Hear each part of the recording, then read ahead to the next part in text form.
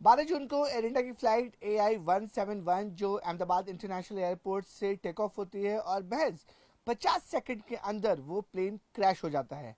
News 18 India आज आपको representative purpose से दिखाना चाहता है कि आखिरकार एग्जैक्टली क्या क्या संभावनाएं हैं जो उस प्लेन में घटी होगी। इस समय हम एक प्लेन के अंदर मौजूद हैं और इस प्लेन के अंदर मैं आपको दिखाऊंगा और समझाऊंगा कि 12 जून को आखिरकार एयर इंडिया AI-171 में क्या हुआ होगा, क्या क्या संभावनाएं हैं, ये पूरी डिटेल मैं आपको दिखाऊंगा। देखिए, इस तरीके के जो ड्रीम लाइनर होते हैं, दो सीट इधर, बीच में 4 सीट होती है और फिर कोने में दो सीटें होती है और सारे पैसेंजर्स जो हैं वो अपनी अपनी जगह पे बैठे हुए थे। लेकिन जो सीट नंबर 11A जो बहुत ज्यादा सुर्खियों में है, जहां पर AI-171 के सर्वाइवर रमेश बैठे हुए थे, ये seat number 11A normal plane में जाएंगे या ड्रीमलाइनर में। सीट नंबर 11A इसलिए भी अहम है क्योंकि देखिए इसके बिल्कुल बगल में होती है ये एग्जिट की इमरजेंसी डोर।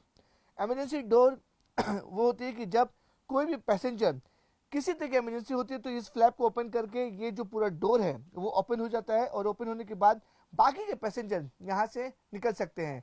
हर एक उड़ान में, चाहे वो डोमेस्टिक उड़ान हो या इंटरनेशनल उड़ान हो, हर एक उड़ान से पहले, टेक ऑफ से पहले जो केबिन क्रू मेंबर हैं वो इस इमरजेंसी सीट पर जो 11A की सीट होती है उस पर बाकायदा जो पैसेंजर बैठे होते हैं उसको पूरी तरीके से उन्हें गाइड करती है कि अगर इन केस कोई भी इमरजेंसी आ जाए तो उस इमरजेंसी पर किस तरीके से डोर को ओपन करना है और डोर को ओपन करने के बाद खुद को भी बचना है और दूसरों को बचाना है।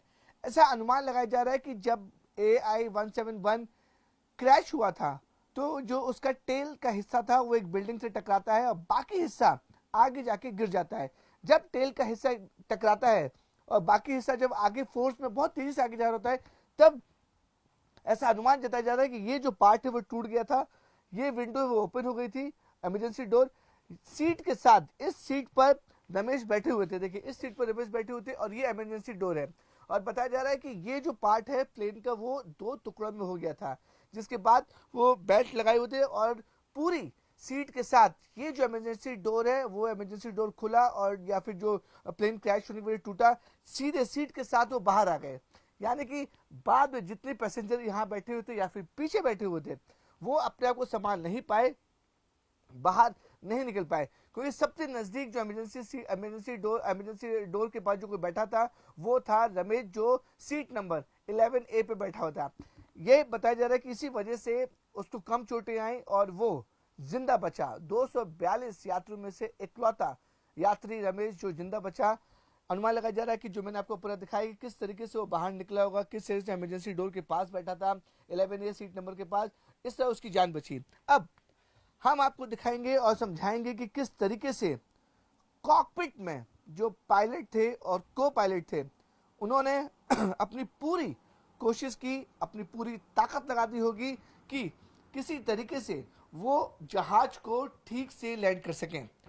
हम एक ओरिजिनल प्लेन के अंदर हैं और मिस्टर मैंने आपको बताया कि रिप्रेजेंट तरीके से हम आपको दिखाना चाहते हैं कि एग्जैक्टली क्या हुआ होगा 12 जून को दोपहर 1:30 के आसपास, जब एयर इंडिया की flight AI-171 Ahmedabad international airport से टेक ऑफ होती है और महज 50 सेकंड के अंदर वो क्रैश हो जाती है। देखिए, जब भी एंट्री होती है, ये एंट्री डोर है किसी भी एयरक्राफ्ट का। एंट्री डोर ड्रीम लाइनर में 4 एंट्री डोर होते हैं, 2 आगे होते हैं, 2 पीछे होते हैं। हम आगे वाले जो नोज का हिस्सा है उस हिस्से में है एंट्री डोर। सारे जो पैसेंजर्स हैं, जो क्रू है, वो इस एंट्री से अंदर आते हैं, एयरक्राफ्ट की तरफ जाते हैं और मेरे इस साइड जो होता है वो कॉकपिट का दरवाजा होता है। कॉकपिट जब फ्लाइट के दौरान पूरा जो कॉकपिट है वो लॉक रहता है, अंदर किसी को भी जाने की परमिशन नहीं होती है। हम कॉकपिट के अंदर जाते हैं और आपको दिखाएंगे कि कॉकपिट के अंदर क्या क्या होता है और क्या क्या संभावनाएं हुई होंगी उस दिन जिस समय ये प्लेन क्रैश हुआ। अपने कैमरे कल्पेश को मैं बोलूंगा, ये देखिए कॉकपिट बहुत ही कॉम्पैक्ट हिस्सा होता है, बहुत सारे स्विच, बहुत सारे बटन्स, बहुत सारे पैनल्स इसमें होते हैं और इसको ऑपरेट करना इतना आसान नहीं होता है। इस समय हमारे साथ कैप्टन उमंग जानी है जो पूरी डिटेल में हमारे साथ बताएंगे कि एग्जैक्टली क्या क्या संभावनाएं हैं, क्या क्या हुई होंगी। हम इधर बैठ जाते हैं ताकि हम कैप्टन जानी से आसानी से बात कर सकें और उनसे समझ सकें कि आखिरकार एग्जैक्टली क्या होगा। जहाँ कैप्टन जानी बैठे हैं वो कैप्टन की सीट होती है, और जहाँ मैं बैठा हूँ वो को पायलट की सीट होती है। दोनों के जो फंक्शंस होते हैं वो मोर लेस सेम होते हैं, या फिर जो कैप्टन जानी ऑपरेट कर सकते हैं या मैं ऑपरेट कर सकता हूँ। अगर कैप्टन जानी किसी चीज़ में बिजी हैं तो वो अपने को पायलट यानी कि मुझे इंस्ट्रक्शन दे सकते हैं कि मुझे आगे क्या करना है और क्या नहीं करना है। तो कैप्टन जानी से समझने की कोशिश करती है कि आखिरकार इसमें जो पार्ट्स हैं क्या हुआ होगा एग्जैक्टली और क्या क्या संभावनाएं हैं। कैप्टन जानी ये बताइए कि 11 जून को इसी तरीके का माहौल होगा, यही कॉकपिट होगी, हुआ जी। क्या था एग्जैक्टली क्या लगता है?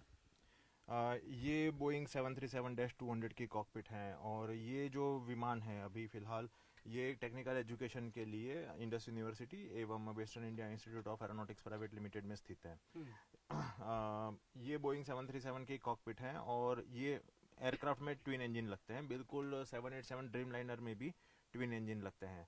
चाहे जहाज कितना भी बड़ा क्यों ना हो, कॉकपिट की साइज तो सेम ही रहती है। उसका बेसिक ऑपरेशनल कंट्रोल, वो सारी चीज़ें जो हैं जैसे कि फ्लैप्स हैं, लैंडिंग गियर्स हैं, उसके जो 3 प्राइमरी कंट्रोल सरफेसेस हैं, सेकेंडरी कंट्रोल सरफेसेस हैं, वो बेसिक कंट्रोल सारे सेम रहते हैं। तो अब जैसे कि आपने जो सवाल पूछा कि EI-171 में क्या हुआ होगा, तो देखिए बहुत सारी संभावनाएं होती हैं। कोई भी दुर्घटना होती है तो उसके मुख्य 4 कारण होते हैं। एक होता है पायलट की गलती होना, दूसरा कारण होता है कोई टेक्निकल खामी होना, तीसरा कारण हो सकता है कि वेदर खराब हो, और चौथा कारण ये हो सकता है कि उसको किसी से थ्रेट डेवलप हुआ हो, यानी किसी ने कोई कॉन्स्पिरेसी का वो जहाज हिस्सा उसका हो गया हो। तो ये अलग अलग प्रकार की संभावनाएं होती हैं, और कोई भी एयरक्राफ्ट का जब क्रैश होता है तो ये सारी संभावनाओं को देखते हुए उसका जो इन्वेस्टिगेशन आगे किया जाता है। ओके जी। कैप्टन जानी आपसे समझना चाहेंगे कि सपोज पायलट है, आप AI-17 के पायलट हैं, आपने बैठा और ATC से कमांड आता है कि आप टेक ऑफ कर सकते हैं, तो एकदम शुरू से बताइए कि क्या क्या चीज़ से क्या क्या होता है और आप प्लेन उड़ाने की कोशिश कर रहे हैं और वो सिचुएशन आ जाती है 50 सेकंड बाद इमरजेंसी हो जाती है, मेडे, ये पूरा करके दिखाइए कि एग्जैक्टली हुआ क्या। अच्छा, अगर देखिए पायलट जो है उन्होंने बहुत ही सूझबूझ से काम लिया है, ऐसा लग रहा है। एक दो पायलट थे, उसमें एक पायलट को 8,000, जो मेन मुख्य कैप्टन थे उनको 8,000 प्लस घंटों का एक्सपीरियंस था। दूसरे जो फर्स्ट ऑफिसर थे उनको भी शायद 1100 घंटे से भी ज़्यादा का अनुभव था। तो उसमें ऐसा होता है कि जैसे आप कि करके दिखाइए क्या क्या हुआ होगा। अच्छा ठीक है।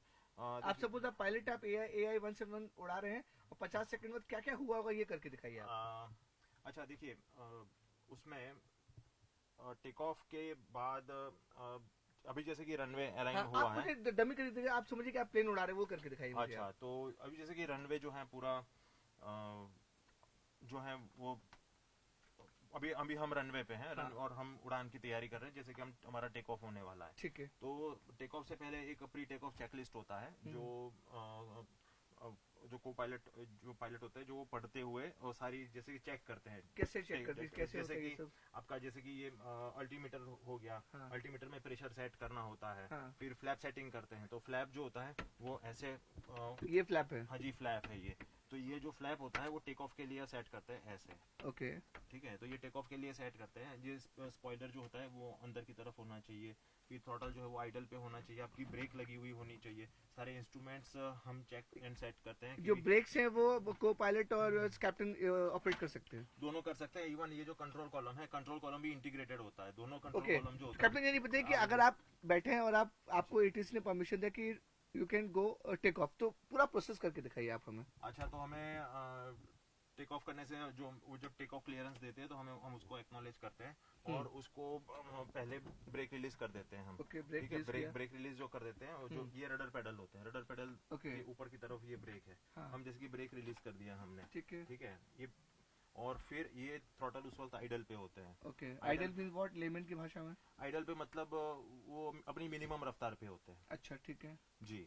ओके फिर उसको ऐसे पकड़ के फिर ऐसे आगे की तरफ कर देते हैं। हाँ ठीक है, फिर जहाज जो है वो रन करना शुरू कर देता है फुल स्पीड में। फुल स्पीड पे। जी, वो धीरे धीरे एक्सेलरेट होना, वो जो उसकी रफ्तार जो है रनवे के ऊपर बढ़ती जाती है। ओके तो फिर उसमें एक V1 स्पीड आती है, V2 स्पीड आती है।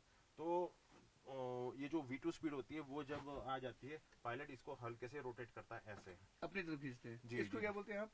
इसे कंट्रोल कॉलम कहते हैं। उसे कंट्रोल कॉलम। ये बोइंग जैसे विमानों में ये जो होता है कंट्रोल कॉलम होता है। ओके अगर एयरबस है तो उसमें छोटी सी जॉयस्टिक होती है यहाँ पे, ओके तो ये नहीं होता उसमें। ठीक है। ये आप अपनी तरफ खींचने का मतलब क्या होता है कि फ्लाइट जमीन छोड़ हाँ, रहा है। जब जहाज रफ्तार पकड़ लेता है तब ये जो कंट्रोल कॉलम होता है हाँ उसको हम अपनी तरफ खींचते हैं। ओके जी। फिर उस पे भी नोज, विमान का जो नोज अप होता है, जो नोज जमीन से उठ जाता है, हाँ और एंगल ऑफ अटैक बढ़ने की वजह से जो विंग के ऊपर उसके जो जहाज का जो वजन है पूरा, वो फिर लिफ्ट बढ़ती है, तो वो विंग जो होती है पूरे जहाज का वजन ऊपर उठा लेती है और फिर टेक ऑफ परफॉर्म हो जाता ओके। है। ये फ्लैप जो है वो विंग्स के हैं। हाँ, फ्लैप जो होते हैं विंग्स के ऊपर होते हैं। ओके तो इस फ्लैप को कैसे कैसे ऑपरेट करते हैं आप लोग? इसको हम पकड़ के इसको खींच के फिर ऐसे करके, यानी स्टेप बाय स्टेप इसको ऊपर इस तरह से, जैसे जैसे जहाज की स्पीड बढ़ती जाती है इसको ऐसे ऐसे करके आगे की तरफ हम लेकर जाते हैं। ओके जी, इसमें जी। लिखा हुआ फ्लैप है। जी जी। और ये जब तक ये फ्लाइट जब तक उड़ती है तो ये पैनल आगे ही रहता है। हाँ, ये टेक ऑफ के वक्त ये पूरा आगे की तरफ होता है। ओके जब कुछ सेकंड के बाद जब हम सफिशिएंट हाइट गेन कर लेते हैं हाँ। और लैंडिंग गियर फिर ऊपर करते हैं, उसके बाद लैंडिंग गियर किस चीज से होता ये है? यहाँ से होता है। ये अच्छा, आप लैंडिंग देख रहे हैं गियर। लैंडिंग गियर ऐसा हाँ। लिखा है, तो इसको थोड़ा सा हल्का सा खींच के फिर इसको ऐसे ऊपर करके छोड़ देते तो हैं। लैंडिंग गियर बंद हो जाता हाँ है। जी, हाँ जी। ओके जी। और लैंडिंग गियर ऊपर चले जाते हैं, उसके बाद अंदर रिट्रैक्ट, जिसे हम रिट्रैक्शन कहते हैं। ओके। रैट कहाँ पे होता है? रेट यहाँ पे ऊपर की तरफ होता है, जो Okay.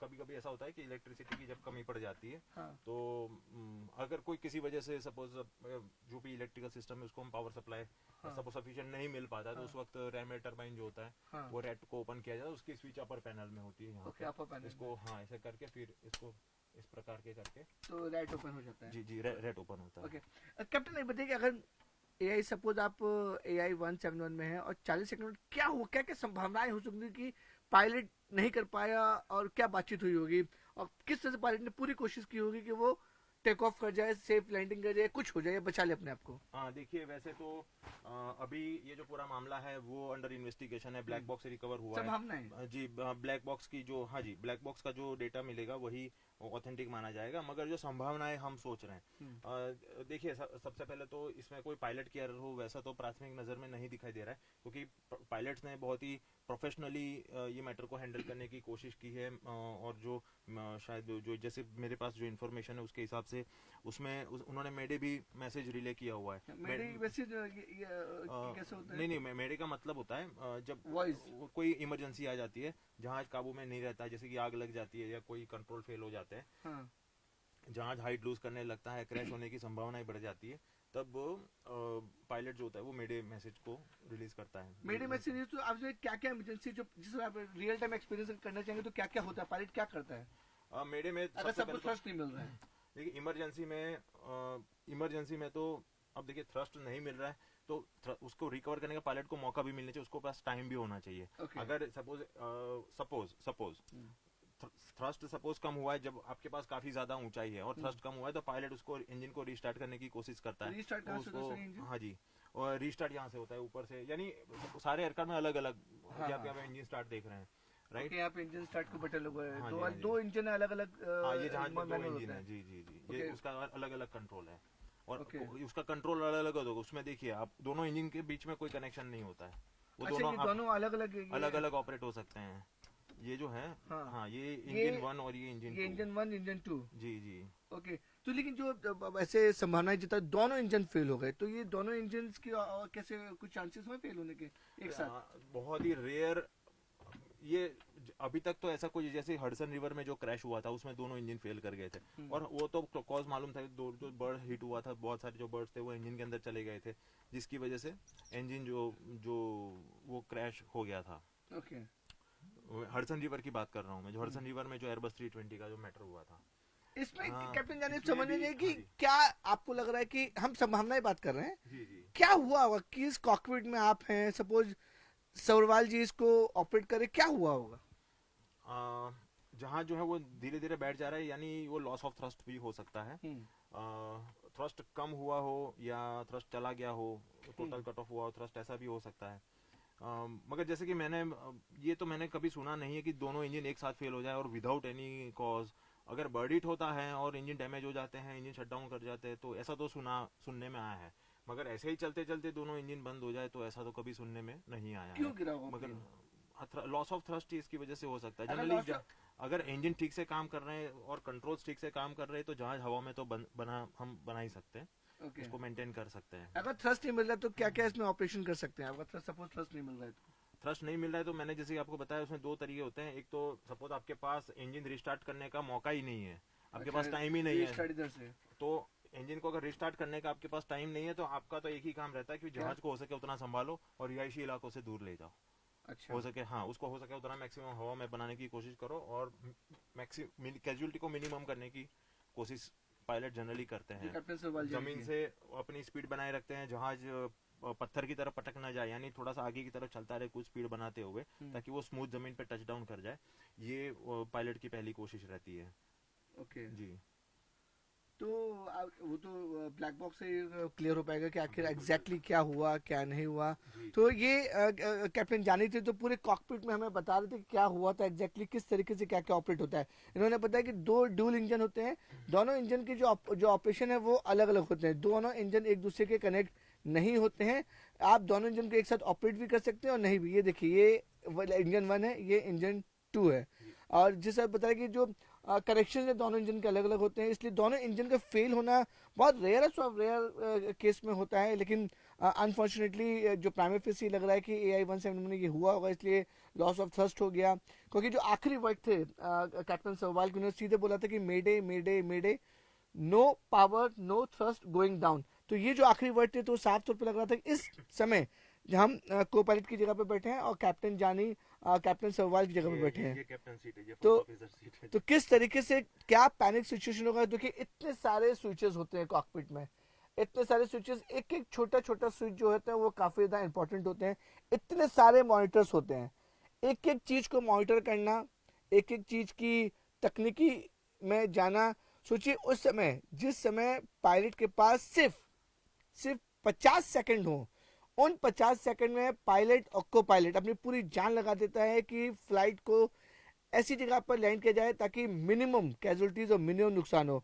इतने सारे बटन्स, इतने सारे मॉनिटर्स, इतने सारे स्विच, तो आप अंदाजा लगा सकते हैं कि 50 सेकंड में पायलट ने पूरी कोशिश की होगी कि इस किसी तरीके से AI-171 को ऐसी जगह पे लैंड किया जाए ताकि मिनिमम कैजुअलिटी हो। लेकिन अनफॉर्चुनेटली जो फ्यूल टैंक बहुत भरा हुआ था, पूरा फुल था जेट फ्यूल, क्रैश हुआ। क्रैश में 242 लोगों में से 241 लोगों की जान चली गई। कैप्टन जाने कुछ बोलना चाह रहे हैं? बोलिए। हाँ जी, मैं ये कहना चाहता हूँ कि ये जो पूरा जैसे कि ये रनवे 23 से ये जो AI-171 टेक ऑफ हुआ, उसके बाद आपने देखा होगा कि वीडियो में जहाज सीधा जा रहा है, पायलट ने हल्के से लेफ्ट साइड मुड़ने की कोशिश भी की है और हो सके उतना मैक्सिमम हवा में बनाए रखने के लिए उन्होंने नोज भी ऊपर की तरफ उठाया है।